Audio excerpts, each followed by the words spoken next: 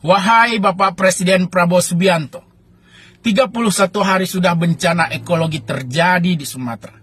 Namun wajah daerah terdampak bencana dan wajah para korban bencana belum banyak berubah. Itu artinya pemerintah bekerja sangat-sangat lamban. Tapi mengapa sampai sekarang engkau masih berkeras hati untuk tidak segera menetapkan status bencana ekologi Sumatera sebagai bencana nasional? Padahal sudah sangat banyak pihak dari berbagai elemen yang menyuarakan dan meminta agar pemerintah Republik Indonesia segera menetapkannya sebagai bencana nasional. Mulai dari civil society, para akademisi, para politisi, para tokoh, bahkan sampai para ulama pun sudah bersuara.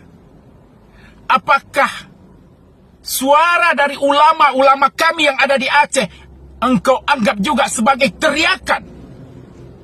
Wahai Bapak Presiden Prabowo Subianto, di penghujung tahun ini, sekali lagi kami memohon dan meminta kepada Bapak Presiden untuk segera menetapkan status bencana nasional, mengingat penanganan di lapangan berjalan sangat-sangat lamban. Butuh kekuatan besar untuk segera memulihkan dampak bencana di Sumatera. Wahai Bapak Presiden,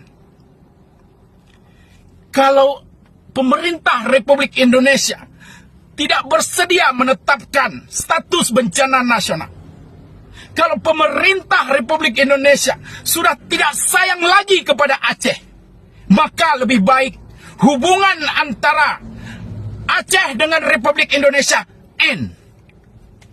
Cukup sudah sampai di sini. Lebih baik kita berpisah jalan daripada Aceh dianggap sebagai beban.